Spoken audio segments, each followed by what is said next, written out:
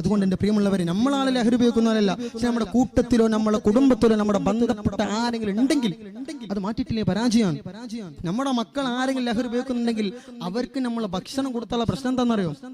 അവരെ സഹായിച്ചാലുള്ള പ്രശ്നം എന്താ അറിയോ? ലഹരി ഉപയോഗിക്കുന്ന മനുഷ്യന് ഏതെങ്കിലും ഒരാളെ സഹായിച്ചു പോയാൽ ഒരു 500 രൂപ കടം ചോദിക്കുമ്പോൾ 500 രൂപ കടം കൊടുക്കട്ടെ, ഭക്ഷണം ചോദിക്കുമ്പോ ഭക്ഷണം കൊടുക്കട്ടെ, ഏത് രൂപത്തിലാവട്ടെ.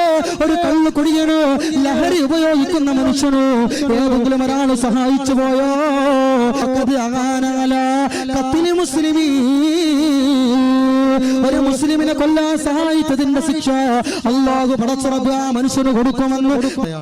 ഒരു മദ്യപാനിക്ക് നമ്മൾ ഭക്ഷണം കൊടുത്താൽ ബില്ലുക്കും മദ്യം വാഹിദ, ഒരൊറ്റ ഉരുള ഭക്ഷണം. മാരെ, നമ്മുടെ മക്കള് മദ്യവും അല്ലെങ്കിൽ ലഹരി ഉപയോഗിക്കുന്നവരാണെങ്കിൽ അവർ നമ്മൾ മാറ്റിയിട്ടില്ലെങ്കിൽ, മാറ്റാൻ നമ്മൾ പരിശ്രമിച്ചിട്ടില്ലെങ്കിൽ, അല്ലാതെ നമ്മൾ ഭക്ഷണം കൊടുത്താൽ അവരെ ഭക്ഷണം ചോദിക്കുമ്പോ പൊന്നു കുട്ടിയല്ലേ, എന്റെ പുന്നാര മോനല്ലേ എന്ന് പറഞ്ഞ നമ്മൾ ഭക്ഷണം കൊടുത്താൽ ശിക്ഷ എന്തെന്നറിയോ? ലഹരി ഉപയോഗിക്കുന്ന മനുഷ്യനുണ്ടല്ലോ, മദ്യം ഉപയോഗിക്കുന്നവനുണ്ടല്ലോ, അവർക്ക് ഭക്ഷണം കൊടുത്തോ മദ്യം വാഹിദ, ഒരൊറ്റ ഉരുള ഭക്ഷണം കൊടുത്തു പോയോ സല്ലല്ലാഹു അലാ ജസദിഹി ഹയ്യതൻ വഖാരിബാ.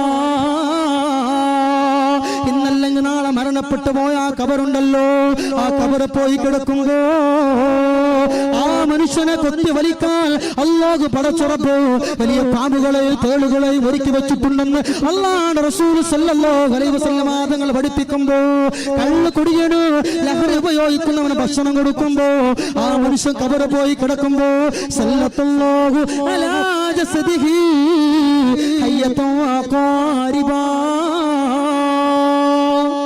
വലിയ പാമ്പുകളെയും തേളുകളെയും അല്ലാഹു തആല ഒരുക്കി വെച്ചിട്ടുണ്ട്.